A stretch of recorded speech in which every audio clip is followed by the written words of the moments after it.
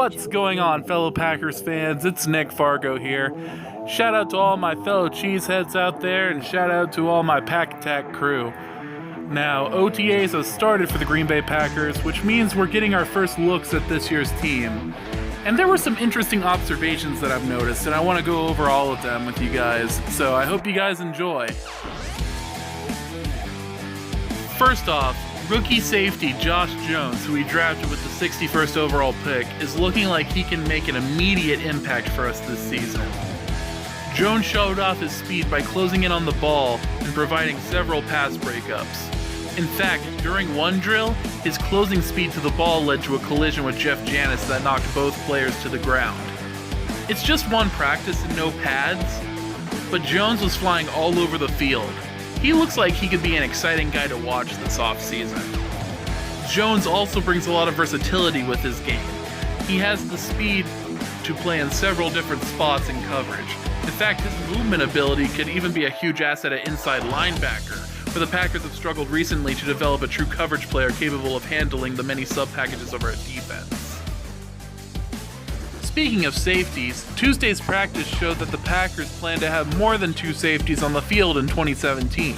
Apparently, when the offense versus defense portion of practice started, HaHa Clinton-Dix and Kentrell Bryce lined up at the safety positions, while Morgan Burnett lined up at inside linebacker. Both Burnett and the aforementioned Josh Jones spent a good amount of time playing the linebacker position, which could signal the Packers addressing their need for speed on the defensive side of the ball, which I would not be opposed to whatsoever. Moving on to the offensive side of the ball, it seems that we have a lot of depth at wide receiver and tight end going into the 2017 season. With the top three wide receivers locked up, them being Jordy Nelson, Randall Cobb, and Davante Adams, the battle at the position is one to follow, and Trevor Davis, who we picked in the 5th round of last year's draft, seemed to stand out at the position. Davis caught most, if not all, of the passes thrown his way, including a pass up the sideline that beat the defense over the top. I was having my doubts about Trevor Davis since it seemed he wasn't able to make it onto the field very often during the 2016 season. Hearing this kind of news, even if it is only one practice, makes me slightly more optimistic about his chances with the team. Now, meanwhile, at the tight end position, Martellus Bennett and Lance Kendricks were, on paper, very good pickups. Both played in line, in the slot, and on the outside, which should create the mismatches that Coach McCarthy wants in this offense. Rookie cornerback Kevin King was not at OTAs this week, and it's not because of a contract holdout or because of injury.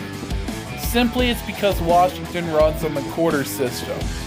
Basically, this means that school isn't out yet for Washington. Trust me, Kevin King will be at OTAs eventually, and there'll be plenty of news to bring about him once he arrives, so sit tight folks, he's coming. Just be patient. Clay Matthews was also absent for the first week of OTAs, but reportedly this was only due to personal reasons. I'm confident that we will be seeing him in OTAs very shortly.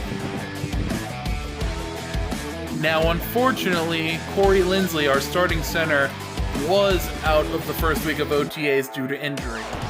I'm hoping this injury isn't serious at all, because our depth at center isn't that great at all.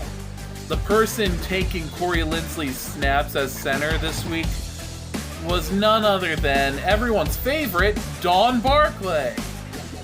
Me, along with other Packer fans, have wanted this guy off of our team for the longest time now, so we're hoping that Corey Linsley gets better very, very soon. With Kevin King unable to make the first week of OTAs, Devon House and Ladarius Gunter both played the outside cornerback positions with the starting defense, while Demarius Randall played the slot. Randall also made a nice interception in the end zone to end a 2-minute drill, so that's very encouraging to hear.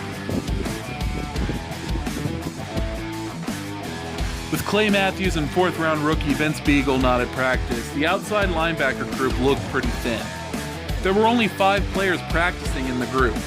Now, Nick Perry, Jaron Elliott, and Kyler Fackrell all practiced, but the position looks like one that can't afford to be hit with the injury bug in 2017. which is why I'm hoping that the Packers will do something like sign a veteran like Elvis Dumervil in free agency to create depth at the position.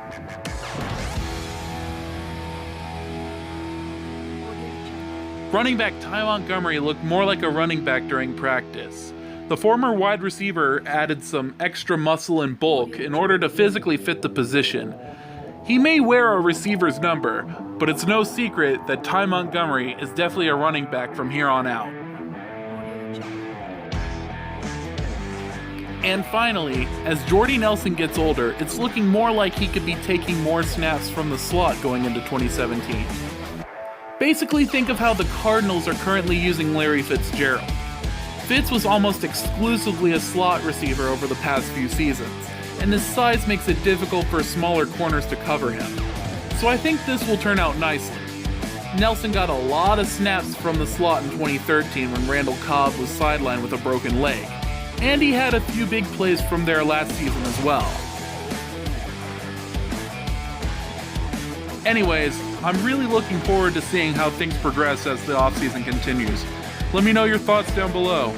Thanks for watching, and go Pack Go!